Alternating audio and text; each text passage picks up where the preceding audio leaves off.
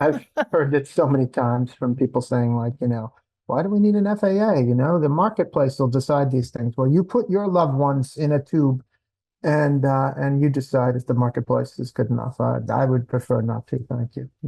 Well, I perhaps we can get into a little bit of that again. I don't want to just put words in Robbie's mouth, but maybe we'll insert a clip so the audience can understand some context of Sure, what we're sure, talking about.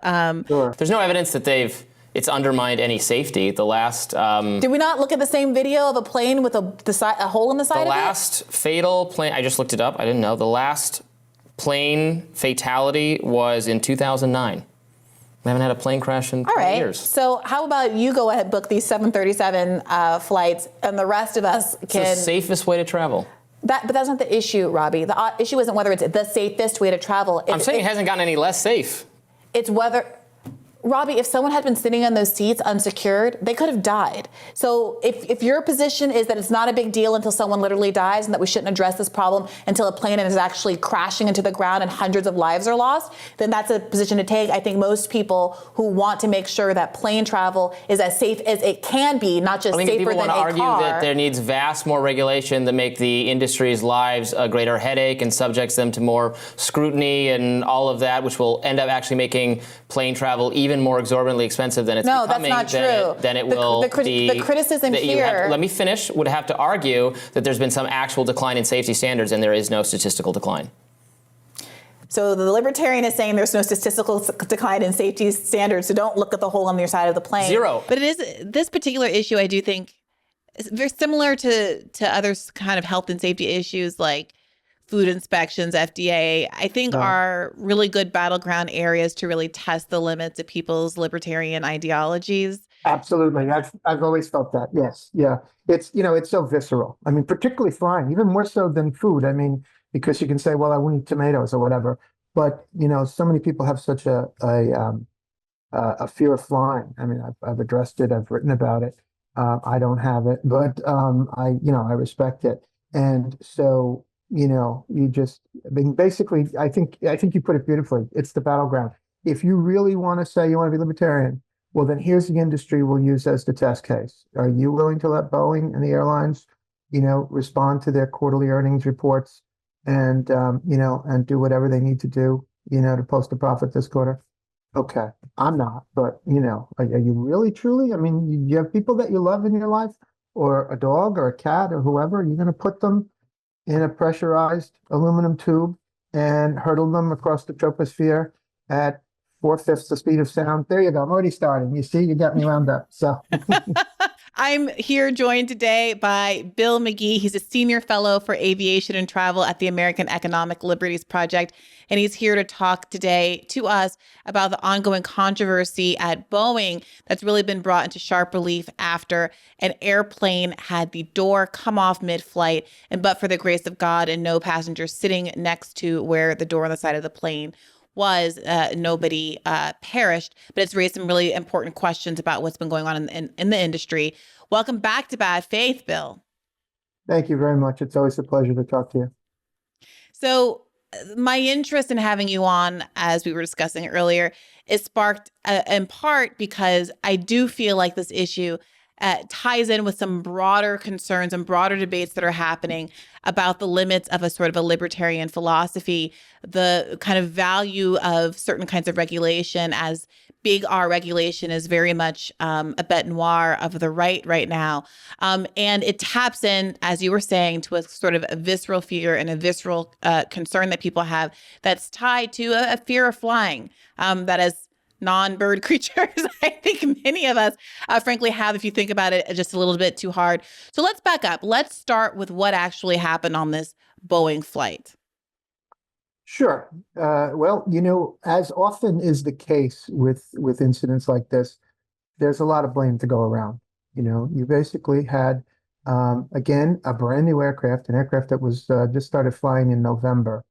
And a couple of weeks ago, there was this event that occurred shortly after, just a few minutes after takeoff in Portland with this Boeing 737 MAX 9. And basically, the aircraft is designed with emergency doors as per federal requirements from the Federal Aviation Administration here in the US and other agencies across the world. Don't forget, Boeing sells airplanes virtually in every country in the world. Um, and so because of that, different airlines configure the airline in different ways. Okay. And so you have an airline like Ryanair in Ireland that is known for cramming people in like, like they're basically sardines. And so they would have more seats. Well, the emergency doors are prescribed so that a certain number of passengers sitting near them can be evacuated. In the United States, it's a rule for 90 seconds for an evacuation. And so other airlines configure the airplane with a little more room. And so they don't need all the emergency doors. So what you had here was this plug. It's the outline of an emergency door in the side of the aircraft. Most passengers aren't even aware of it because on the interior in the cabin, there's a panel blocking it. But it could be used as a door, but it's not. And for some reason, this plug blew out. And you're right. I mean, it was truly, I don't throw I don't throw the word miraculous around very often, but it was miraculous that there were no fatalities, because we have seen other incidents like this in the past. As recently as 5 years ago with Southwest Airlines, a 737 that had an engine failure and it poked a hole in the side of the fuselage and a woman was sucked out and killed over Philadelphia. And so, what we had here is a failure clearly by Boeing, by one of its many outsourced companies, in this case, Spirit, that's based in Wichita, I believe, and by the FAA, which is supposed to provide inspections. And there's also a level of responsibility here that we still don't have all the answers to, about the questions about Alaska Airlines itself. As you know, I used to work in airline flight operations management. I'm licensed by the FAA as an aircraft dispatcher. So one of my jobs as a dispatcher used to be to connect with the maintenance department at the airline. And if certain aircraft has certain restrictions, we couldn't use them for certain operations. And that was the case with this airplane, the airplane in question. Alaska knew there was a problem. There were multiple cases of warning indicators about pressurization while the plane was in flight. And the mechanics looked at it and couldn't find anything, but they flagged it and they treated it seriously enough. And this is not an FAA requirement, but it was Alaska's own policy to not use that airplane on the geeky aviation term is ETOPS. It basically means extended flights where you cannot land, particularly over water. So they stopped using that airplane on Hawaiian routes and just used it along the coast in California. Well, that raises questions too, right? Because I think if you were on that airplane and you found that out, you'd say, well, wait a minute, you knew there was a problem, you restricted how this plane could be used, and yet we were on it, and and the worst case scenario happened in terms of the failure. Thankfully, not in terms of any fatalities. So again, Alaska, FAA, Spirit, Boeing, with all of these issues, all roads lead back to the FAA because they're supposed to provide the oversight. But Boeing has a level of oversight too. I saw one pundit last week say, well, this isn't Boeing's problem, it's Spirit. That's wrong. I mean, dead wrong. Okay. I mean, I can't be clear enough on this. The outsourced companies that do work for Boeing is ultimately responsible for the quality assurance and checking their work. And now, as soon as the airplane was grounded, we're hearing from United and from other airlines that, well, wait a minute, this is not a one-time thing. This was, a systemic problem, that there were bolts that were not fastened at all, and in some cases apparently missing. We don't have all the details yet, but it's serious enough that once again, and unfortunately, as I've said, we've seen this movie before. Boeing, as we all remember, just went through this awful series of events 5 years ago with the Boeing 737 MAX and with the two fatal accidents. I believe the death toll combined was 346 people. Boeing is not the company it once was. I'm not the first to say this, but it needs to be said. I think it's hard to even among aviation geeks, and you've figured out that that's me among others, right? But among those that that have been around aviation for a long time, it's hard to underestimate how strong Boeing's reputation was. It was really one of America's crown jewels, and I'm using past tense because I don't believe it is anymore. It was really the gold standard in aviation. When I worked in the airlines, I used to work with pilots, and this was not an anecdotal thing. You see it all the time. pilots would carry the bags that in those days had the paper Jepson manuals that now are all electronic. And on the side, many of them had a bumper sticker that said, "If it ain't Boeing, I ain't going." I mean, this is a company that you can't talk about American aerospace history without talking about Boeing at every step of the way. I mean, it's more than 100 years old, dating back to World War I. I mean, Boeing helped us win World War II. Boeing was there during the space program and the Apollo program. Boeing, it transformed for the better air travel. It really brought in, it wasn't the first commercial jet airplane, but the first successful one with the 707. And then the 747, the first wide-body twin-aisle jet that made flying cheaper and more accessible because you could put more people in and you could, get a better financial bang for the buck. It's hard to downplay just how important Boeing has been, but it is not the company it once was. So what is the story of what happened to Boeing, and how much is it true that this is also a labor story and a corporate greed story? It's all those things and more. Yeah, there's levels and levels of failure here, and the more you sort of peel back the onion, you come to another level. Let's just start with the corporate culture. I mean, I'm sort of hesitant to even use that term because I see it misused by corporate types all the time on Wall Street, and they say corporate culture as if it's a wonderful thing. Well, some companies, do have corporate cultures, and Boeing's corporate culture underwent a massive change 15 or 20 years ago. Some timeline it to when it acquired McDonnell Douglas, their biggest competitor at the time. We're back to competition again, right? We're back to, we're back to monopoly power, all the things that American Economic Liberties Project that we talk about every day, and that I talk about in the airline industry, but also in the production end with manufacturing airplanes.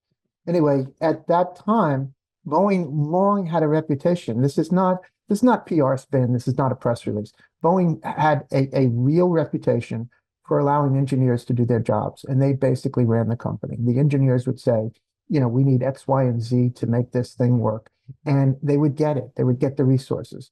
And, conversely, if there was a problem, they would say, no, this plane can't fly. We have to do this or that. And they would get the resources. It was overtaken by MBAs. I'm not the first to say this. I mean, books have been written about it and articles written, but it's true and it's documented. And you have people that are running this company now. It may seem like a small thing, but to me, it was a big thing. One of the worst things they did was move their headquarters. First, they moved it to Chicago. Now they're in the process of moving it to Washington suburb in Virginia. There was a time where, because the primary manufacturing facilities in Seattle, the office was there too, and the CEO could go a couple hundred yards over and go and see if there was a problem on the factory floor.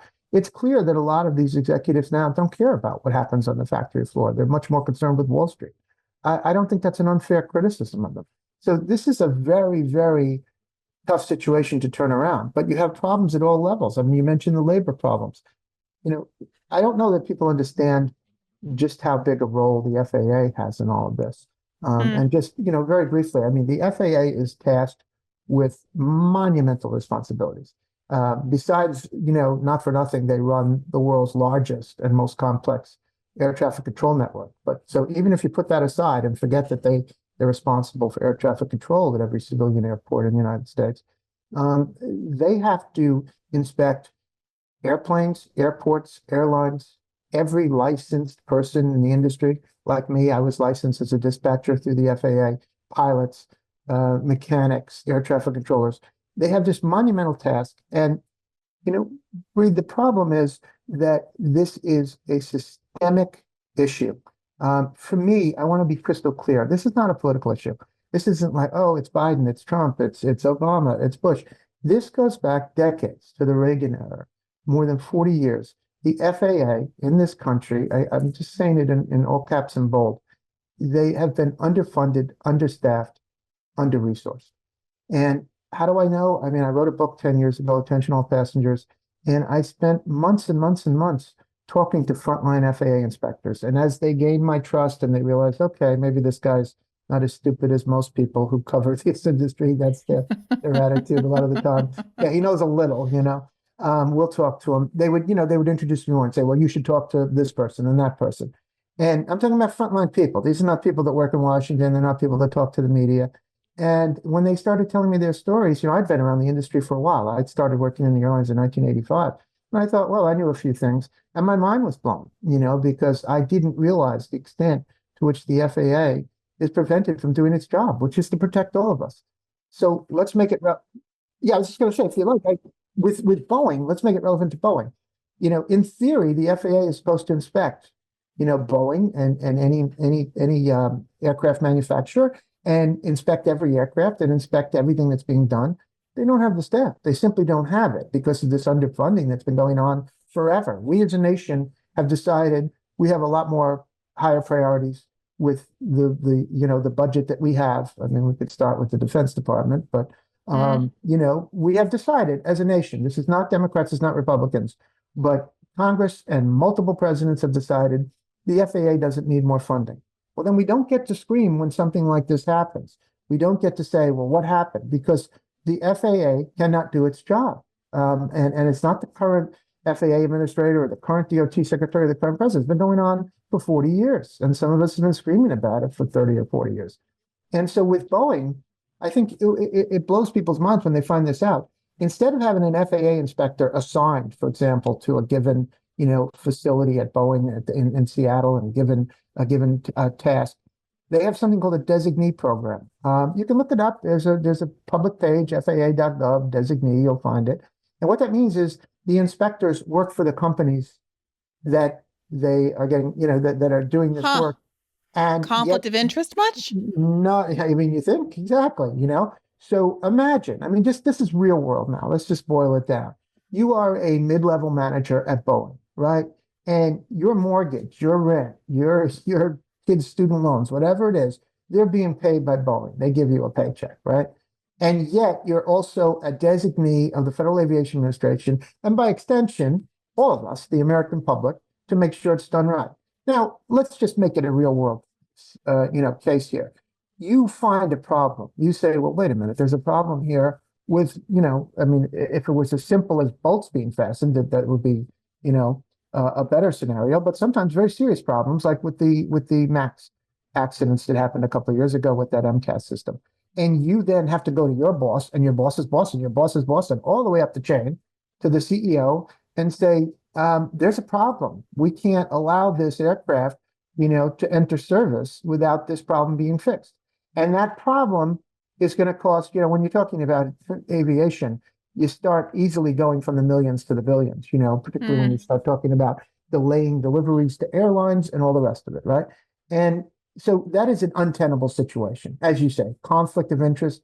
I mean, so for me, look, there's plenty of bashing that can be done, but to me, we really need to have a bigger conversation. That's something that American Economic Liberties Project is trying to do. We're going to be making an announcement in a couple of weeks about some systemic changes that we think, should be made. And one of them has to do with this, with the fact that the FAA has been underfunded since Reagan. Are we going to do something about it? Or are we just going to be, complacent and say, well, then we get what we deserve? And so this is absolutely something that should be a national conversation. I mean, I think this point you're making about the kind of corporate regulatory story is such a crucial one. I'm reminded of one of my all-time favorite episodes of Bad Faith, where I talked to one of my law professors, John Hansen, who is a law and economics guy. And one of the big radicalizing moments that I took away from that class when I was in law school is how those kind of perverse incentives create quote unquote economic inefficiencies in the system. So you're talking about the enormous costs that come with, say, grounding an airplane or not being able to deliver airplanes on time or having to reschedule flights and the like. And it seems quite obvious that if you compare those costs to the cost of, let's say, what happens if a plane goes down, noting that it is rather infrequent that a plane actually goes down and lives are lost. If an airline doesn't have to pay as much for killing a flight full of passengers as it would have to pay to ground a plane, then their incentive is to say, okay, it's more efficient for me to not ground the plane, to hope on a wing and a prayer that nothing's going to happen, because mostly nothing does happen, and to put the onus on the public and the risk on the public and say, well, if something bad does go wrong, I can just pay them off. But of course, to the public, the value of our lives is much greater than any any given monetary value. And that's when regulatory frameworks come in, because that shifts the incentives away from airlines, which have every incentive in the world to risk killing you because it might be actually better for them and their bottom line to do so. You absolutely nailed it. And that is the issue. This is a textbook captured agency. Okay, the FAA. I mean, if you want to talk about captured agencies, I mean, I'm an airline geek and this is what I do, but with my colleagues at AELP, I see them working in food and healthcare and all kinds of industries. And I know there are problems with, FDA and all the rest of it. But with the FAA, I would argue that this is, if you want to start somewhere, you can start here. Now, there is an expression that's used within the lower ranks of the FAA. It's been around forever. It's been around decades. And it was known in the industry. When I worked in the airlines 30 years ago, I heard it. And that is to call the FAA the tombstone agency. And what's meant by that is that very often there are whistleblowers. And I will tell you honestly, I mean this sincerely. I'm honored by the trust that has been put in me by whistleblowers who helped me with my book and with other writing projects I've done. I'm really honored by it because these are people that I'm not one to quickly call somebody a hero, but I mean, to me, many of them really, truly are heroes because they have risked their livelihoods and in some cases their very lives just to say, hey, there's something wrong here, whether they're whistleblowers at the FAA or at the airlines or at Boeing. And these are people that, that put everything on the line for us, basically, to protect the public. And what they have, that tombstone agency name comes from the fact that it's very rare that we have a situation where no one knew anything. I can assure you that. It's a very rare situation. Now it came to light that there were problems at Spirit, and it was known that there were problems at Spirit with this airplane a couple of months ago, right? So it always turns out that way. There are always people at the airlines, at Boeing, at the FAA who knew something. And the question is, why aren't we listening to them, right? And that's the tombstone agency name. I mean, to explain what it means, it just basically means that the FAA, unfortunately, has a long history of being aware of situations and not acting until a tragedy, and often, as tombstone implies, a fatal tragedy, right? And to just give one quick textbook example,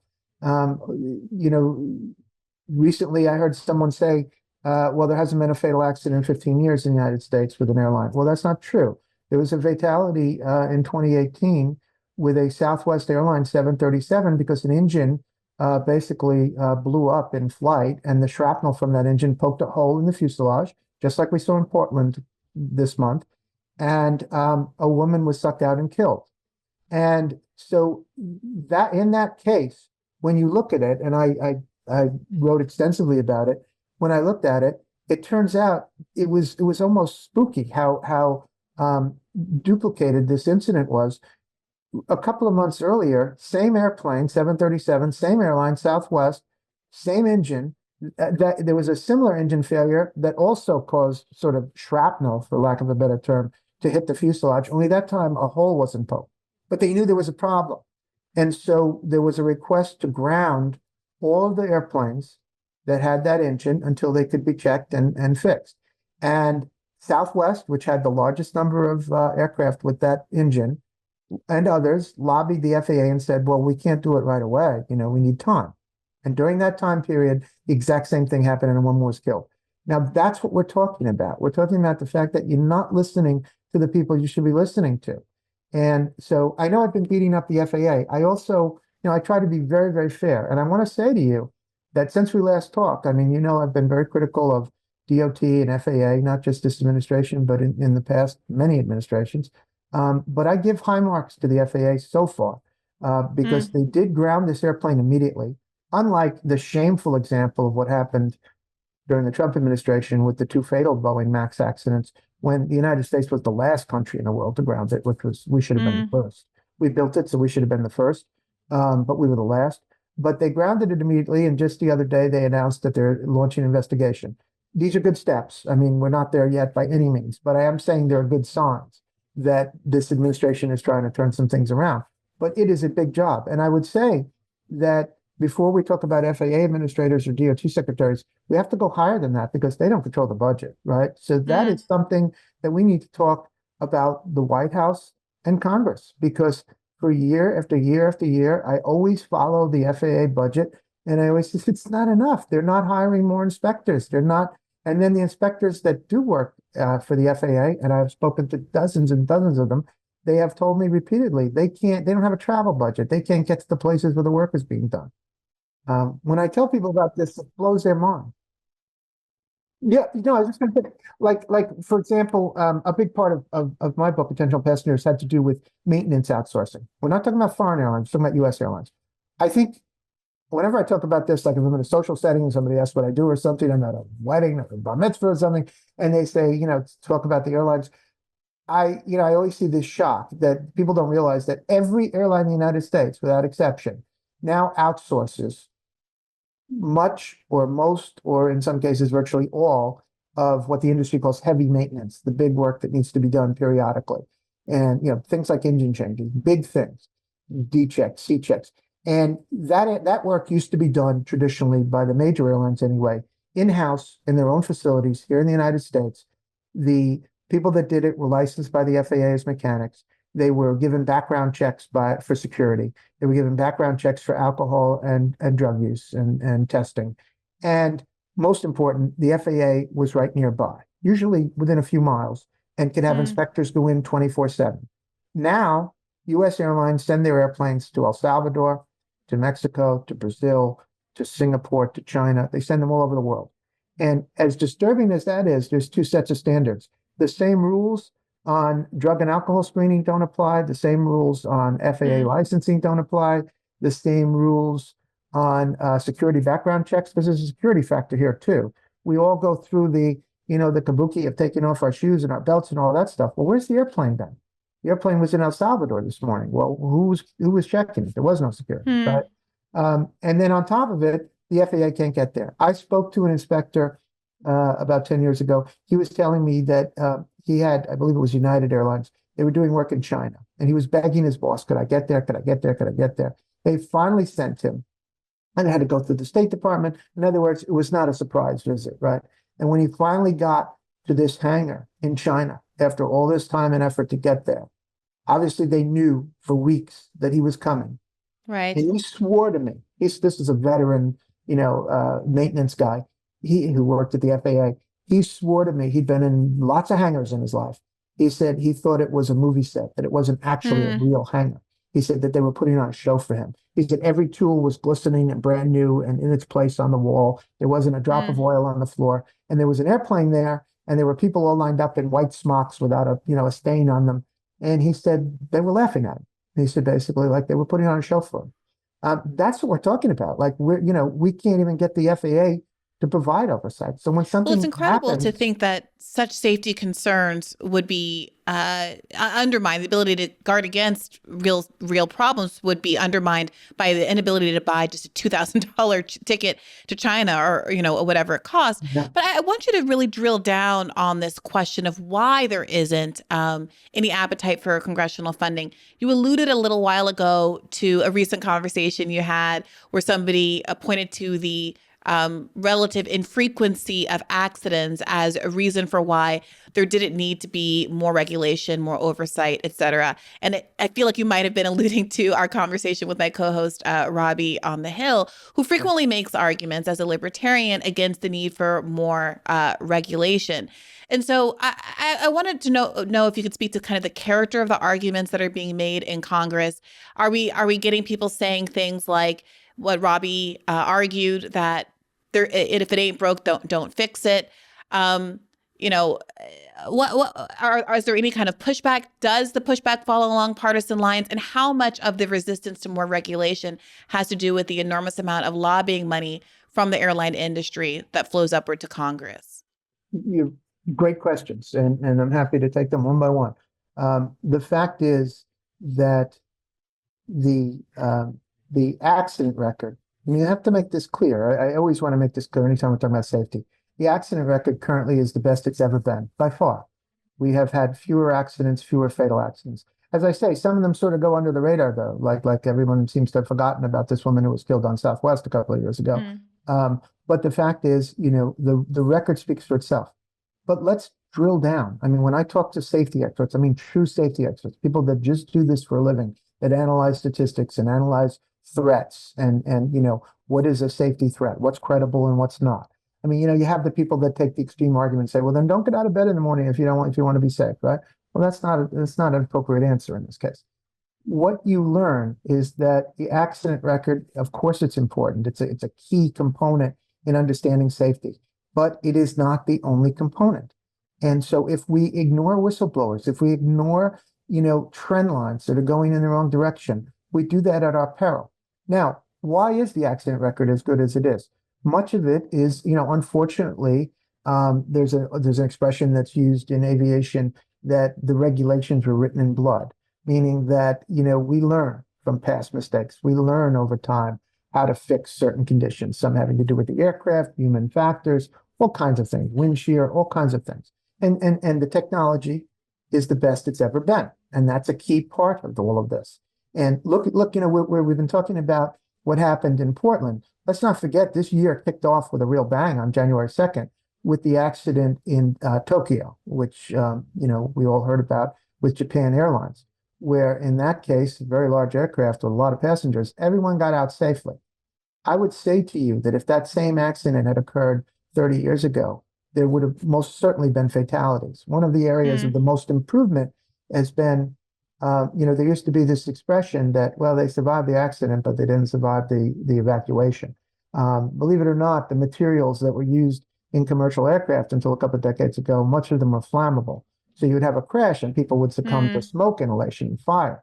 All of that has gotten much better. The human factors have gotten better, meaning like we're training people better and they're learning more. But the fact is, technology only goes so far. And that also supposes that, the supposition there is that the maintenance work is going to be done properly and the original manufacturing is going to be done properly and everything's going to be tested and everything's going to be inspected. And that's what the FAA is there for. And so when I hear people say this, and believe me, I've heard it many times, people say, well, look at the accident record. Again, that's a part of it. I mean, the fact is, until last week, there had not been a fatality or even an incident having to do with these plugs of that nature. Well, now we have. Are we supposed to say, well, we should just ignore warning signs because the accident record is so good? It's a complacency that we don't want to give into. Well, you made this allusion on Rising that it's like saying before the OceanGate vessel imploded that there had never been a deep water submersible that had imploded, ignoring the fact that there were all of these red flags and whistleblowers that were trying to raise concerns about the eventuality of something exactly like OceanGate taking place. Exactly. As one safety expert said to me the day before that accident, that the accident record was 100%. Right. So that's what we're talking about here. It's a little frustrating to me, to be quite honest with you, when I hear this all the time. I'm not dismissing the accident record. Of course not. Of course it's a tremendous achievement. But I worry about complacency. And that's what the accident record, conversely sort of does in a way. So that you do have people saying things like, well, there hasn't been an accident, so we haven't had a fatality in a while, so what are we worried about? That's not the answer. That's not how you maintain a good safety record. And, we have to listen to the frontline people. And again, I keep using the term frontline because one of the things I was proudest of with my book was that, sure, I talked to very high-ranking people and head of the NTSB and DOT and people in Congress and FAA and all of that. But I really wanted to write a book that had to do with the people that do the work every day, that turn the wrenches, that do the inspections, that do all of this. Pilots, mechanics, dispatchers, air traffic controllers. They will tell you, where the warning signs are. The question is, do we want to listen to them? What do we think is the actual cause, with the actual defect with respect to these plugs on these doors? I know I heard you, I think, talk on the Lever podcast, or perhaps you were quoted or written up in one of the Lever's amazing articles about this subject, which I very much recommend people. They're doing a great job. They're absolutely excellent. Really, really terrific stuff. Absolutely. But you talked about how the parts, the outsourcing of the parts, it's not just outsourcing them overseas, but outsourcing them at times to industries that don't historically work on airplanes, including one surf shop that was tasked with making a part. In the expertise issue, the oversight issues, all of those are compounded in an example like that. Do we know anything more now that we're, a few more days out from the event about what is causing, what somewhere in the manufacturing line is causing the plug failure that has now been implicated in these incidents with the 737?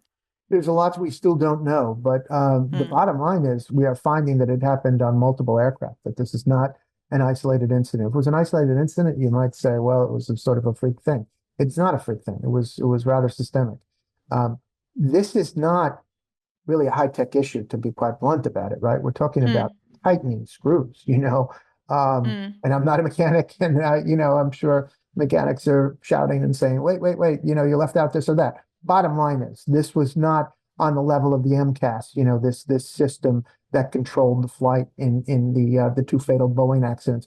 We're talking about tightening screws, and to me, in a way, the bigger story wasn't what happened with Alaska, as dramatic and as upsetting as that was. But a few days later, my mind was blown when United, sort of announced, well, we found it on X amount of airplanes, multiple airplanes, that there were screws that were not tightened or missing. Okay, now we have a real problem. So to me, that speaks to quality control. That speaks to just, everyday processes that, if someone is assigned the job, okay, you need to do X, Y, and Z, someone else comes along and checks them. In theory, the FAA checks that, there should be layers. There's this term that's used in aviation safety called the Swiss cheese theory. I don't know if you ever heard it, but basically, if you hold a piece of Swiss cheese up to the light, it comes through in all those holes, right? If you hold two, there are fewer holes. You hold three, fewer. Eventually, if you have a whole package of Swiss cheese, no light comes through, right? Well, that is how aviation safety, that's what it's predicated on, is that basically there are backup systems. Aircraft have electrical systems. If that fails, there are pneumatic systems, there are hydraulic systems. You have backup systems, you have checks and rechecks. And that is how it's designed. But in the real world, clearly, there was a massive failure here on the part of Spirit and on the part of Boeing, and not surprisingly, the FAA, because the question is who was checking this work anyway. But to me, I mean, I could be wrong. It doesn't seem at this point that this was a high-tech issue. We're talking about tightening bolts, and we see what happens when that isn't done, right? So it really is about regulation and oversight. I mean, to that end, and coming back a little bit to the question about the influence of lobbying here and the politics behind why the FAA isn't getting the funding that you say it needs to actually do the job of keeping us safe. One part of this story is Nikki Haley's involvement. She recently exceeded expectations in the Iowa caucuses. She's being talked about as a more serious political contender than she has been for most of this primary, I would say. What role is she alleged to have played here? And, why does it matter now? A big role. And I as I said to you earlier, I would hope that one of the many reporters that are following her around on the campaign trail would pin her down and speak to her about this, because to me, it's as important as any other issue she's going to speak to. I realize that I'm in the aviation world, but the reports, and I don't know how conclusive they are, but what I've read is very disturbing, that she took steps, to sort of negate some of the steps that would have, been in place to prevent situations like this. And, we're back to talking about Boeing. It's hard to even comprehend how big a footprint this company has, particularly in Washington. And it's not surprising that their headquarters moved right across the country, from Seattle to Chicago, and now, somewhere in the Virginia suburbs, where all the big companies have their lobbyists, right? But their CEO is, supposed going to be there too. Boeing, again, one of the biggest military contractors in the country, biggest exporter, and one of the biggest employers as well. Boeing also has this strategy of having facilities all over the country, and it does a couple of things. One is it's a labor tool. They go to places like South Carolina, right to work states, and they negate their union problems, right? But they also, when you think about it, they have so many facilities in so many different states that when you look at Congress, it's like, okay, check, check, check. There are the congressional delegations in the House and the Senate from all these different states that have close ties to Boeing, right? Whether it's South Carolina, whether it's Illinois, whether it's Alabama, whether it's, certainly Washington State. And you look at the amount of money they spend on lobbying. My colleague, Matt Stoller at American Economic Liberties, he just the other day published a column. He and I spoke about it at length last week before he published it. He published a column saying, okay, enough is enough. Boeing needs to be nationalized. And he makes a very strong case. At first I said to him, well, walk me through it. How would that work? And he made a strong case just on the defense side alone. The fact that they are such a critical defense supplier for the Pentagon, just there alone, let alone the commercial side. And look, again, I know I work for AELP and we talk about competition all the time. There is no competition here. Boeing has swallowed up Douglas, McDonnell, all these other companies over the years. We do not have any real competition in the aircraft manufacturing sector in the United States. There are basically globally two big companies, Boeing and Airbus. And I want to say to anyone listening right now who's screaming at me, calm down. I know there are other smaller companies, but in terms of what we're talking about, the level of production and a level of large wide-body aircraft, there are basically two. There are smaller manufacturers all over the world, but not on the scale and scope and size of Boeing and Airbus. There are two. And here in the United States, there's one. And so Boeing cannot fail. I mean, we've talked before about bailouts and bailouts for the airlines. Boeing failing is not an option for the United States government. So that's why Matt makes such a good point in saying, okay, then if that's the case, then let's nationalize it and let's ensure that it's run properly for our taxpayer dollars, because either way, we're going to pay. And in the last round of bailouts, I've talked about the airline bailouts, but Boeing got their bailout as well. The fact is that, the influence that it has in Washington, you can't even overestimate it. It's that big, And so when I look at these systemic problems, it's not hard to figure out why, right? I mean, this is not, as I say, it's bigger than who's ever in office, this year. It goes back decades.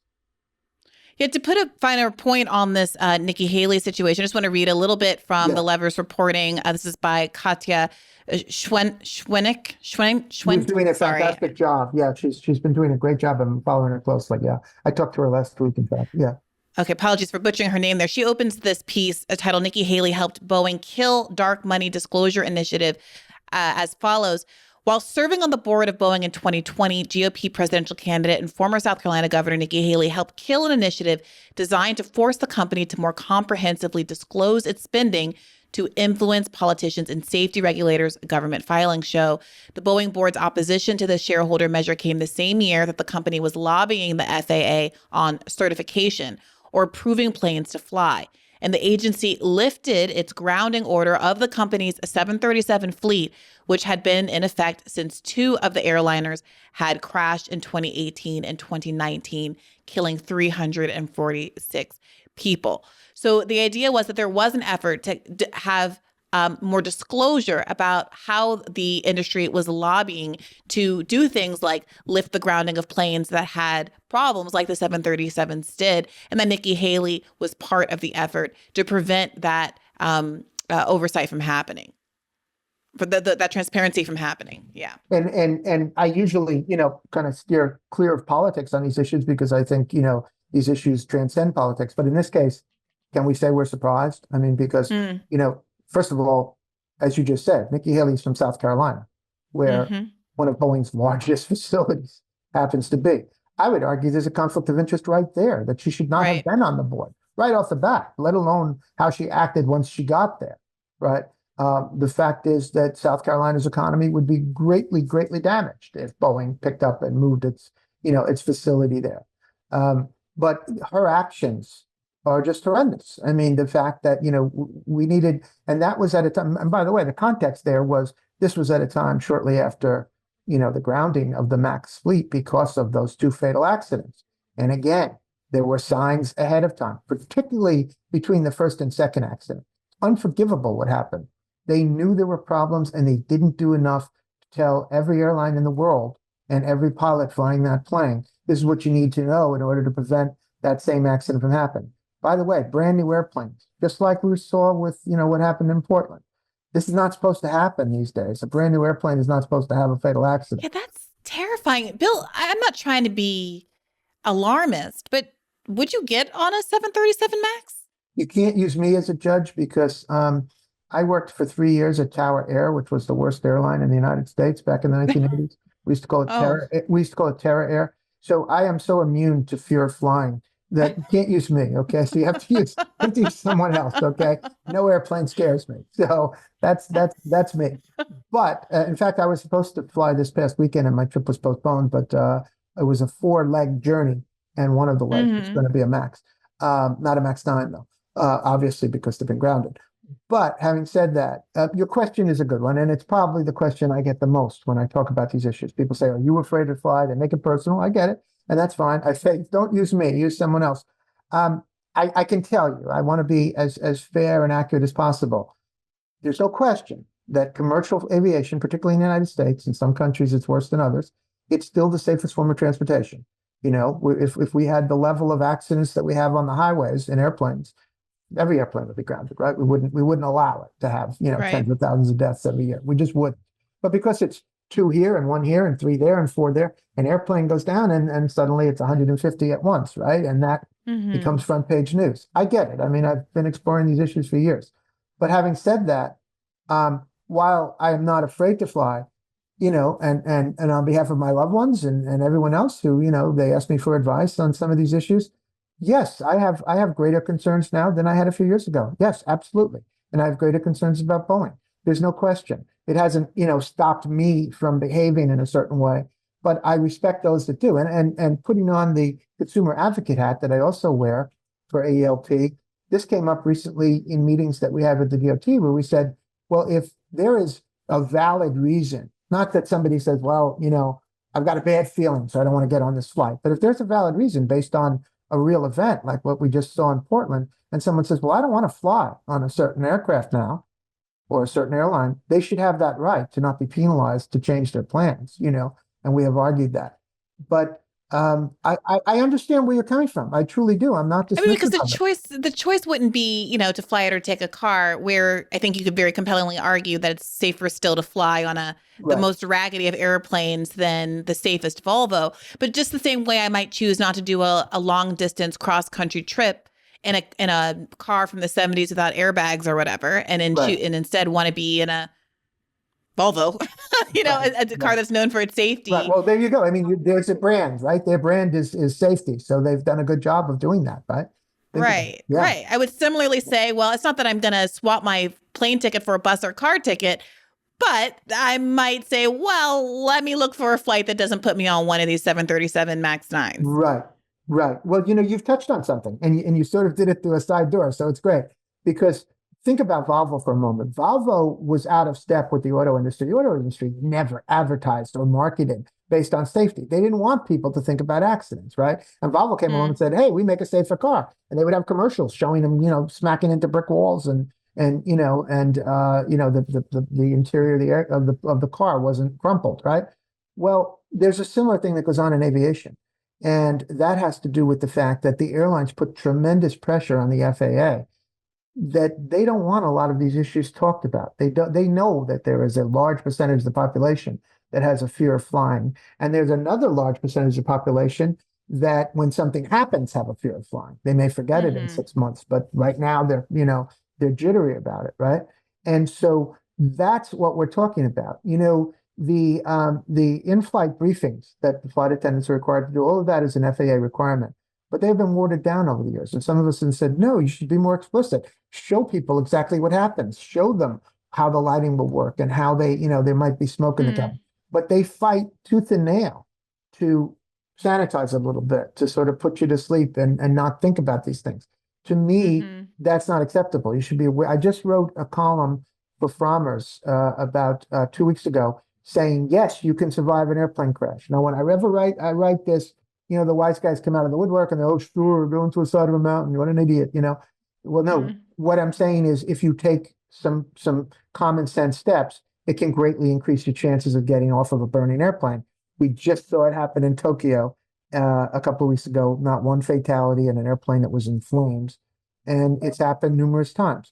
So at any rate, one of the factors that we have to, include here is the airlines put tremendous pressure on the FAA. They fight them tooth and nail. I've been fighting for years based on expert testimony from every expert in the world that there should not be lap children, meaning children under 2, the FAA allows you to hold them in your lap. Well, every safety expert will tell you that only a proper restraint, a car seat, etc., next to you is the only way that a child under 2 can be safe during takeoff, landing, turbulence, or an emergency. Look at the emergency in Portland last week. Okay, that tells you all you need to know. The FAA refuses to do this, and the airline lobby very quietly has fought it for more than 30 years. And so that's what we're dealing with. That's an interesting one. That's interesting because this is one where I can hear Robbie in my head saying airplane tickets are expensive. You're telling families that they're going to have to lose the opportunity to have the small children fly for free by saying they have to buy a seat with a car seat. The infrequency of an emergency on an airplane is such that you're making a mountain out of a molehill, and this is a risk that parents are willing to assume because otherwise they would never get to visit grandma until the child was, of the age where they'd have to buy a seat for them anyway. This is the kind of regulation that's driving up costs and taking choice away from consumers. Maybe this is one where the airlines deserve to win. Well, what would you say to that? I'll respond to you as Rob. Okay. Okay. So I'll respond to each of those. And I could reach around behind me and grab a copy of Attentional Pastures because I have a whole chapter on this in my book. And I take every one of those arguments you said, plus a couple of more, plus the ultimate, argument that, well, now you're telling us how to raise our kids, right? I'm going to put it in very graphic terms because it's the only way we can speak about this. Okay. Let me be as blunt as I can be, and it's going to horrify some people, but this is the only way you can make this clear.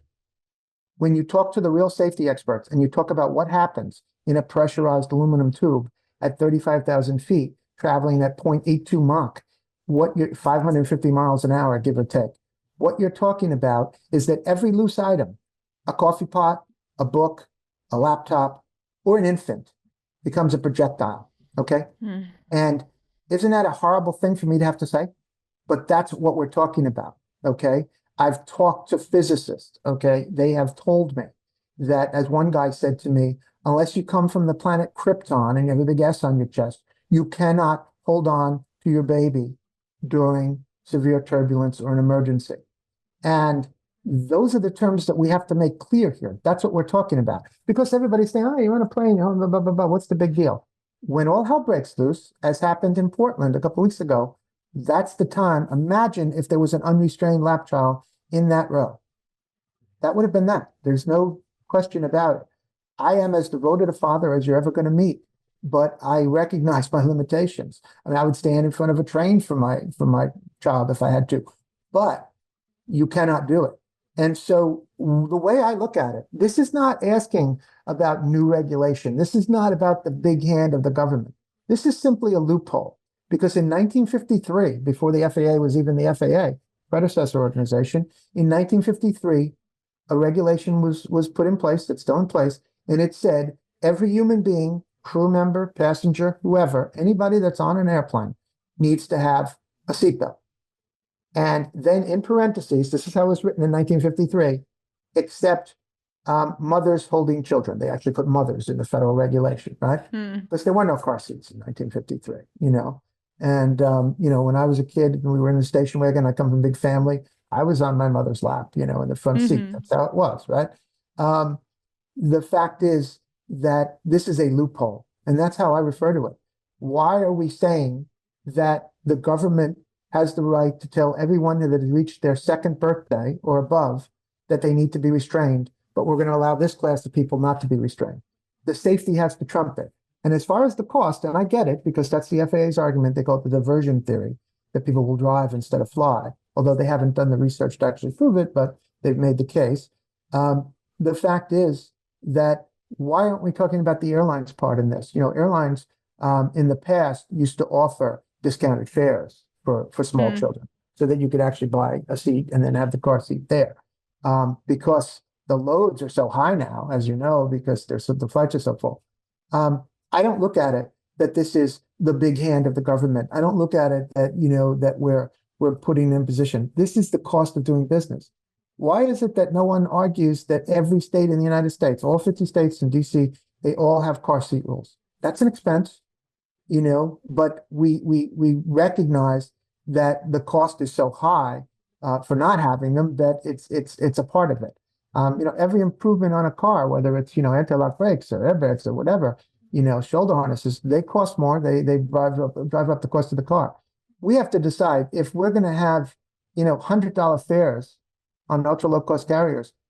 Why is it that we're going to allow an 18-month-old? Yeah, I guess just to play devil's advocate a little bit on this one, because it's an interesting thought experiment.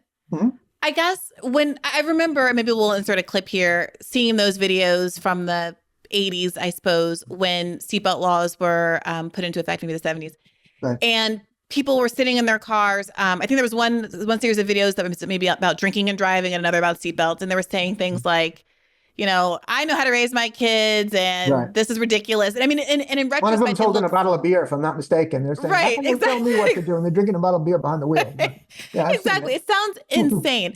To restrict drinking and driving here is viewed by some as downright undemocratic. It's kind of getting common this when a fella can't put in a hard day's work, put in 11, 12 hours a day, and then get in your truck and at least drink 1 or 2 beers.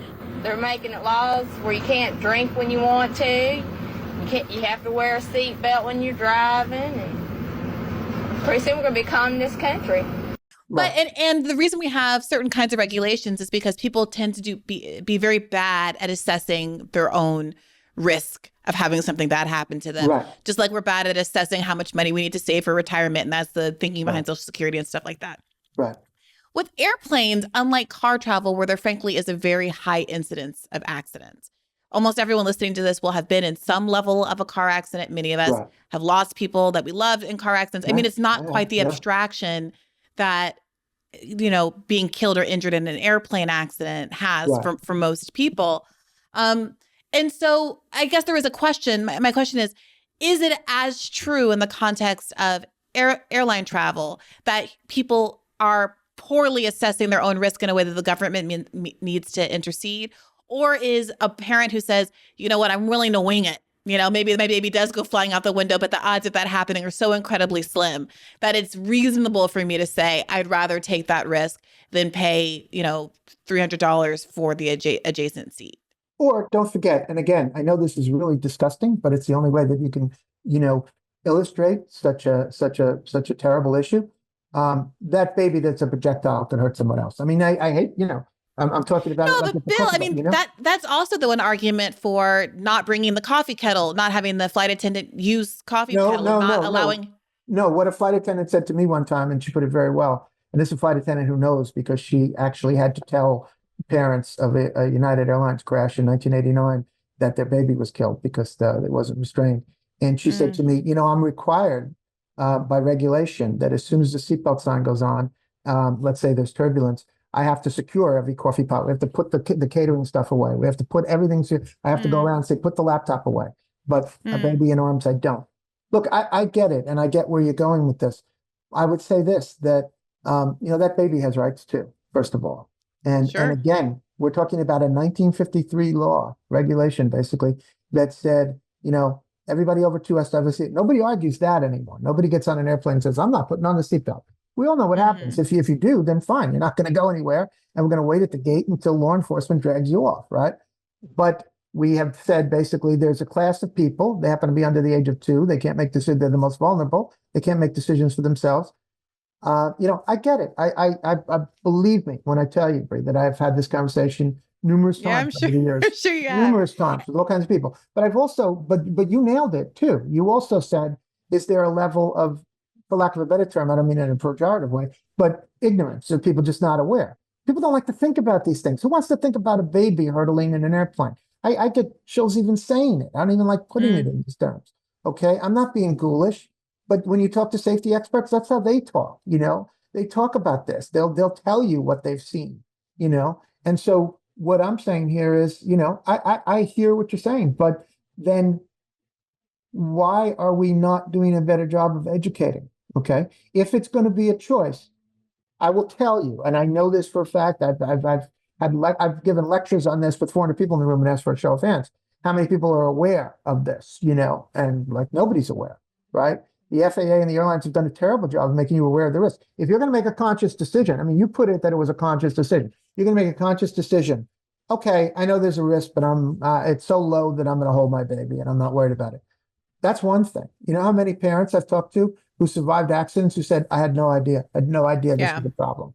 You know, And is there any way to mitigate is there any way, I'm avoiding the expression split the baby, but is there any way to tether a child absent, to prevent the event, the possibility of it becoming a projectile, or of course going out the emergency door, by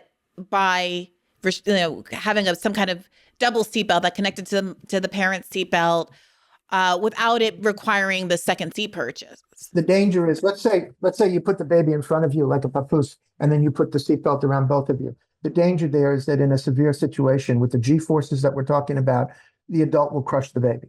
Okay, that's one scenario. The other scenario is I can't tell you how many parents have said to me, well, you don't understand. I love my child and I will hold on for dear life. As I said, the Krypton argument kind of knocks that out. That's You not cannot. persuasive. I don't care how much you can bench press. It really doesn't matter what you can lift. You will not be able to, not at 35,000 feet with those G forces. It's all about, the physics of it. Look, it's what we're talking about here, once again, is awareness. It's one thing to say, well, I've made a conscious decision after examining this. Most people are not aware. In my book, I have a whole chapter on this, and I interviewed 3 different mothers who survived accidents, and thankfully their babies survived. I also interviewed some flight attendants where babies did not survive, and those are very tough interviews to do. But 3 different mothers who all said the same thing. One of them was on the U.S. Airways in the Hudson River, the Miracle on the Hudson, as they called it, with Captain Sully. She said, I didn't know there were risks, and others said the same thing. We do a terrible job of talking about the risks. I get that it's a depressing topic. I'm not some ghoul. I know there are people rolling their eyes around and say, who is this guy? My God, he wants to talk about, flying babies. We don't understand the risks, and we don't do it. The industry and the FAA doesn't do a good job of letting you understand it because they don't want to scare people away from flying. It's that simple. I do want to ask you about, this is a little bit off topic, but it's a bugaboo I have because it comes up frequently when Robbie and I are having these discussions on Rising. One of his concerns about the FAA and airline regulation broadly is this idea, he argues, that pilots are required to get too many flight hours, and that's part of what's driving up the cost of flights, and the schedule issues, not having enough pilots and things like that. And I wondered if you could speak to that argument. Should we require pilots to log fewer flight hours?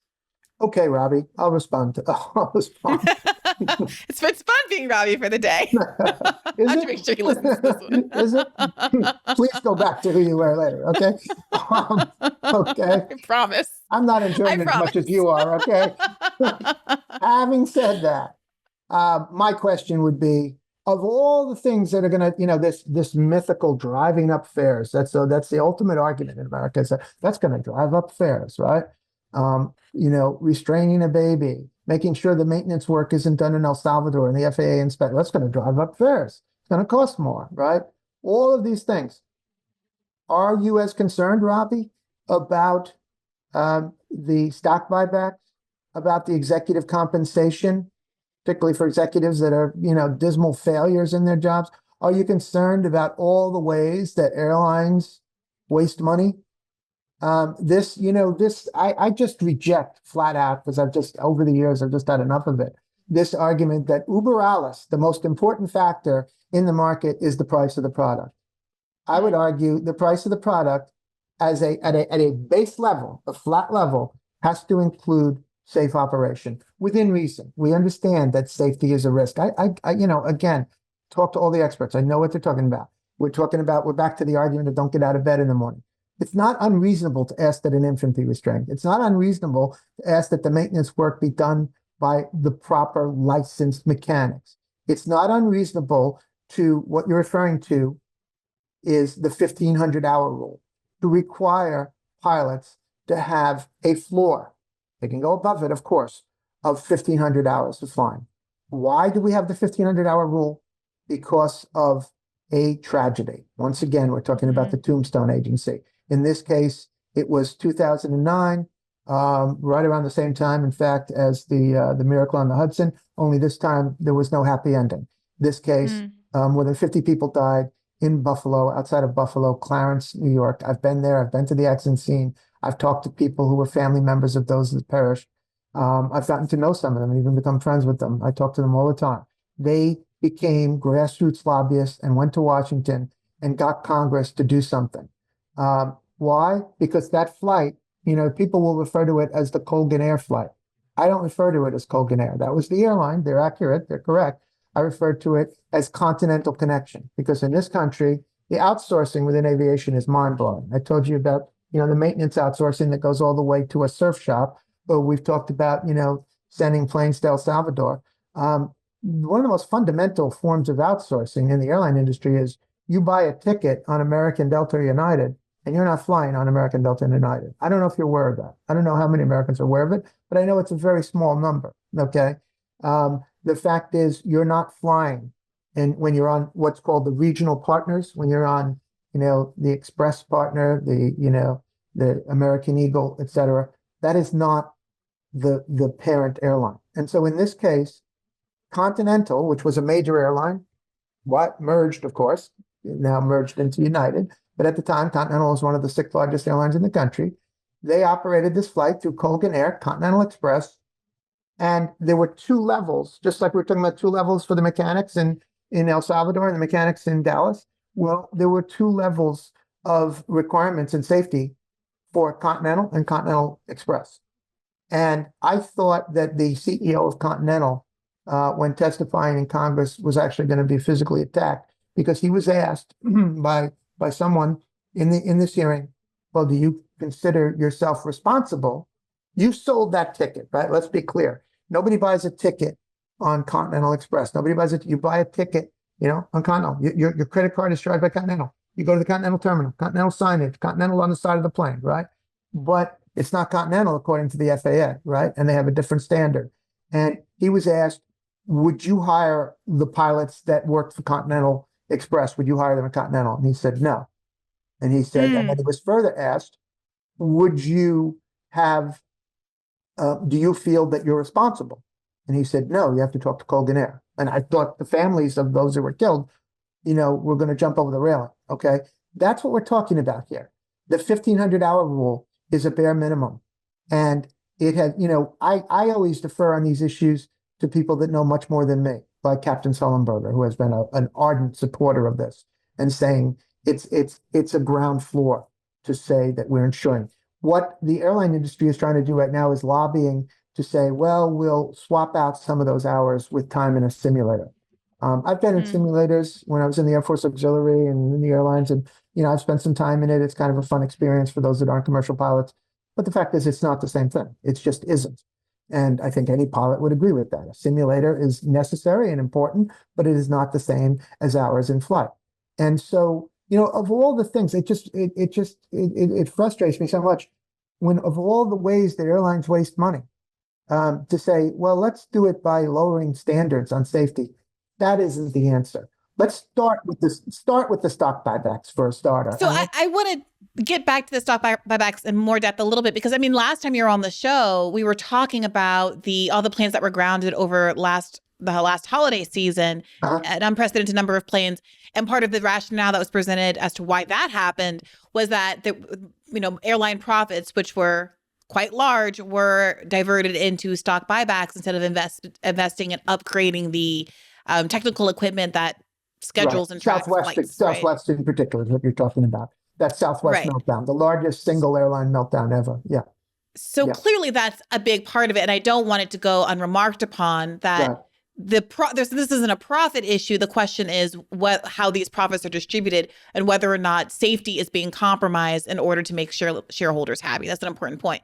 But devil's advocate here, the 1,500 hour rule is not a global rule. It's an American rule. European pilots and people in other parts of the world don't have those same hour requirements unless they want to fly in the United States. And I think the question that naturally arises is, well, if we have comparison, of pilots around the world who have different flight hour requirements. And if we see that there isn't a safety gap between, let's say, European pilots or African pilots or Asian pilots and American pilots in terms of the accident rate, then is the operating factor here for safety really the number of flight hours logged? Well, first of all, there are many countries around the world in which the standard is higher. So, let's start there. Okay. But again, let's go back to what, that airline executive said. Would you hire your regional partner pilots at your own airline? No. Now, if that doesn't make you pause, I don't know what will. Well, was there a follow-up as to why specifically? Did he cite the flight log times as a reason why he wouldn't hire those pilots, or were there other things? Yeah, it was. This was like, the petri dish of everything that's wrong with the cost cutting on the regional side. Those two pilots started the day on the other side of the country, and they were tired and overworked before they even got there to Newark Airport to fly this flight to Buffalo.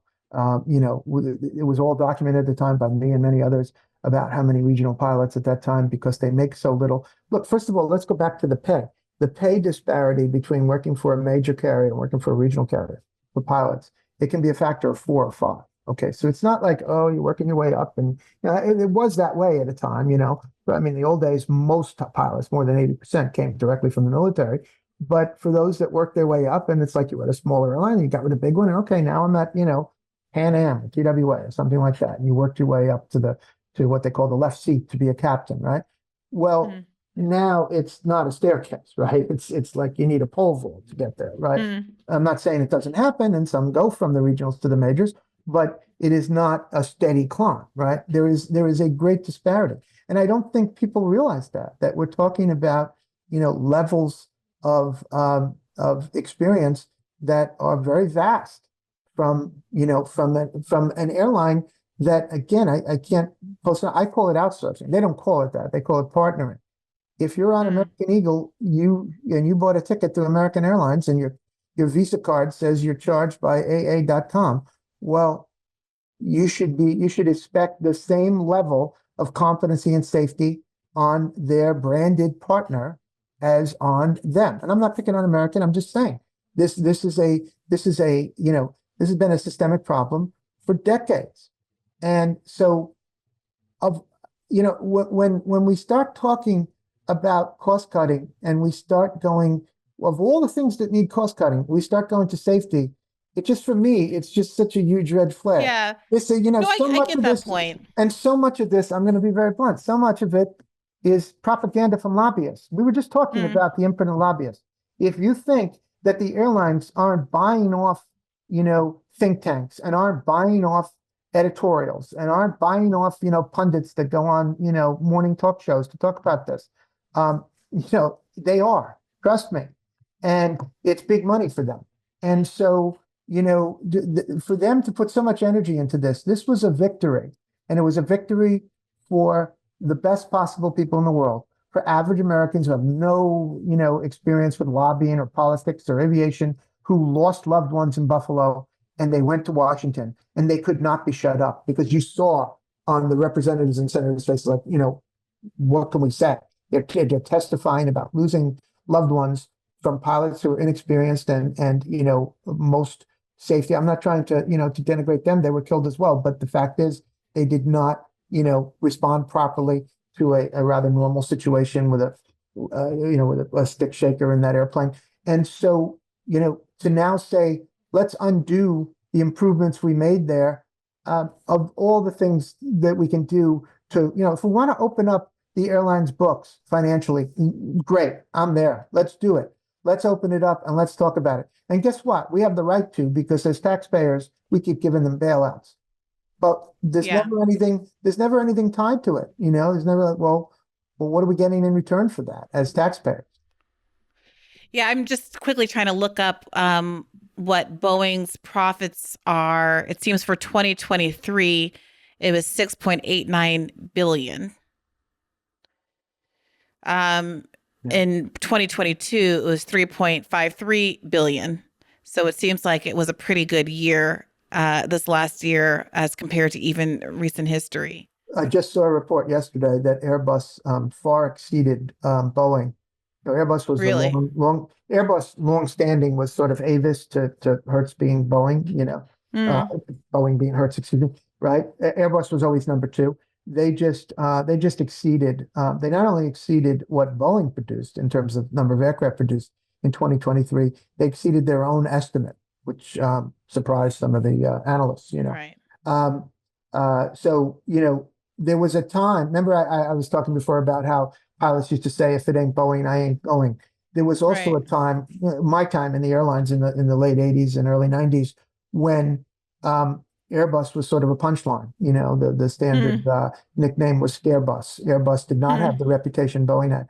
Well, the world changes, right? And now I can't tell you how many people I've heard in the last couple of weeks say, well, I'm only flying Airbus. I don't want to fly Boeing. 30 years ago, they would have been laughed at for that, right? The world changes, companies change, countries change, all kinds of things change, right? But uh, you're right to bring up the money, because look, you can never go wrong following the money in this or any right. other industry, right? It's the oldest rule in journalism, and it's still the number one rule. Yeah. You're talking about Nikki Haley, follow the money, Yeah.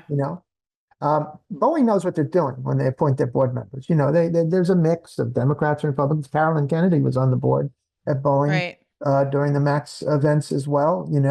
I don't think she and Nikki Haley have too much in common politically, other than the fact that they give Boeing a broader reach there, right? But the conflict of interest in Haley's case was just, was off the charts. Yeah. Well, look, we're over an hour. I just quickly wanted to ask you, since it is news in the last couple of days, the JetBlue Spirit Airlines merger was blocked by a federal judge. Is this good news from an antitrust perspective? Can you say a little bit about why the court decided to block this merger? What's going on there? I wouldn't call it good news. I would call it great news. That's how Mm, excited we are about it. I mentioned I've been around this industry for a while. I started working in the airlines in 1985, a long time. We have never seen what happened with the court in Boston. I tweeted about it, and I said, I used the word unprecedented, that it gets overused. This is unprecedented. We have never seen the DOJ take an airline merger all the way to trial. They have offered some token protests over some mergers over the years. Some sort of fell apart. Some, like, there were like token give backs, give up a few gates at this airport or take off the landing slots at that airport, and then the rubber stamp came out. I was there. I was in the front lines when I was at Consumer Reports before I got to Economic Liberties. I testified numerous times in the House and the Senate against United Continental, American US Airways, all these mega mergers, right? And the fact is, the DOJ always rubber stamped. Now they're not. This is the first time that this has gone. We researched it. First time it went to trial and won. And this is a different DOJ in this administration. There's just no two ways mm, about it. My colleagues at AELP can speak about other industries, and they could, and you could have a whole parade of people in here talking about it. But in my sector, we've just never seen anything like it. And the DOT as well also provided opposition. The DOT has been silent on mergers for 40 years. mm, So we're in a new paradigm now. There's another merger pending. I said yesterday, maybe one of the outcomes of the verdict yesterday from Judge Young in Boston, I tweeted about this. I said, maybe one of the outcomes is journalists and others will stop saying the merger, the upcoming merger, and start saying the proposed merger. I mm, can't tell you how many times I read, that JetBlue and Spirit will be merging. And every time I would talk out loud to myself like a crazy person, say, will they? We don't know, do we? mm-hmm. Well, now we know that it is not always just because they say it's going to happen. Now we're looking at Alaska and Hawaii, the same thing. Look, we are in the most concentrated era in aviation history. I know it sounds like hyperbole and like I'm going over the top. You have to go back to the 1910s. The first ticket was sold in 1914. That's when we had Hmm. as few airlines as we have now. Whether you want to talk about the regulated era, the deregulated, it doesn't matter. The whole history of flying, all the way back to the earliest days. And we have never had so few airlines. We have 12 scheduled passenger airlines in the United States, and we've never had such monopoly power. The big four, American, Delta, Southwest, and United, they control about 80% of the market. Don't forget those regional partners we talked about, because that's part of it too. It's about 80% of the market. We've never had that level of concentration. And so Much of it, some of it was due to bankruptcies and all kinds of things over the years, but much of it was due to a very laissez-faire DOJ. And the thing is, I see these pundits, I see them on TV, and they're saying, well, the DOJ is overstepping its authority. No, they're using authority they've always had. The judge cited the Clayton Act in his decision yesterday. We were reading it out loud in a team meeting at Economic Liberties, and there it was. He said the Clayton Act, which is 109 years old, it's still valid. And he was right, to decide that. So we're saying, first, if we're going to fix this broken industry, and it is broken in our view, if we're going to fix this broken industry, we have to first stop the bleeding. And that means stop the consolidation. We have publicly called for a moratorium on all mergers until we can even evaluate the harm that the existing mergers created. Believe it or not, it's never been done. So there's a little piece of legislation in the FAA reauthorization that we hope makes it all the way through that basically calls for the Government Accountability Office to examine what have been the effects on passengers, on fares, on competition, on routes, on labor, on cities, on regions from all of these mega mergers. We can pretty much guess, but it's never actually been documented in dollars and cents.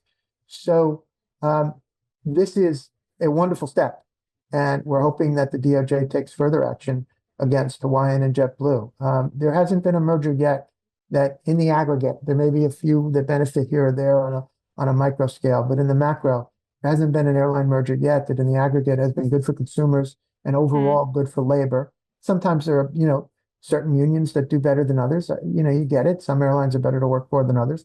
But in the aggregate, it's hurt labor, it's hurt consumers, and it's not only hurt cities, it's hurt entire regions of the country.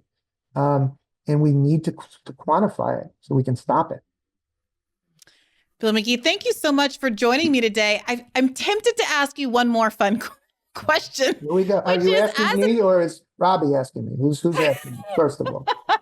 This is actually kind of a Robbie style question because he is a pop culture fiend and he loves this sort of thing. He and I. And then, by the way, I'm sorry we're picking on Robbie.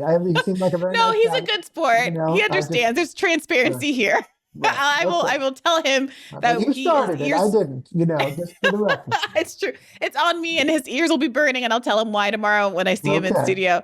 But we have a lot of simpatico, he and I, over a love of movies and pop culture. So I want to ask you whether, as a self-described kind of airline geek, if you have a favorite kind of plane movie. Like a movie about aviation or however you wanted to frame it. Yeah. And I would say probably 80 or 90% of people of a certain age who worked in the airlines would agree with me. And that is the original Airplane movie. I mean, it starts and ends with that. In the 7 years that I worked in the airlines, there wasn't a day go by where somebody didn't quote it. I picked the wrong week to stop sniffing glue. It was just constant. It was just part of our vocabulary. That's it all begins and ends with Airplane. The sequel was good too, but Airplane 1, that was it. Do you find yourself attracted to airplane movies, rushing to see the new Top Gun or Snakes on a Plane or Air Force One? You have to ask. Look at the airplanes over my head. Those are the airlines I worked for, by the way. All of them are banked. All of them are gone. So, man, none of the airlines I worked for continue to fly. I don't think it was me personally, but Pan Am and the others are gone. So we got to get you working for United so I can settle my my vengeance plot against them for we'll have to do that another time. But okay, you'll have to fill me in. All right, Bill McGee, thank you so much for joining us here today. Can you let the listeners know where to find your work online, where to find your books, and anything else they should know? Sure. The best place is to go to American Economic Liberties Project. There's information about me on there under the staff, and my book, Attention All Passengers, is available in all the usual places online. And as I say, I also just started doing a travel column for farmers.com, which is fun to do. You'll be hearing from us in the coming weeks and months because, as I say, we're going to be unveiling in the coming weeks some big picture recommendations for fixing the broken industry. So we're pretty excited about it. Okay, I'm looking forward to that. Thank you all for listening. You can get an additional episode of Bad Faith Podcast every week by subscribing at patreon.com/badfaithpodcast. And you can watch and or listen to those on Mondays. I'm going to throw out a plug for a recent airline themed show that I surprisingly enjoyed quite a bit, which was Hijack with Idris Elba on Apple TV, which really caught me off guard by how good it was and how suspenseful it was and how much I enjoyed it.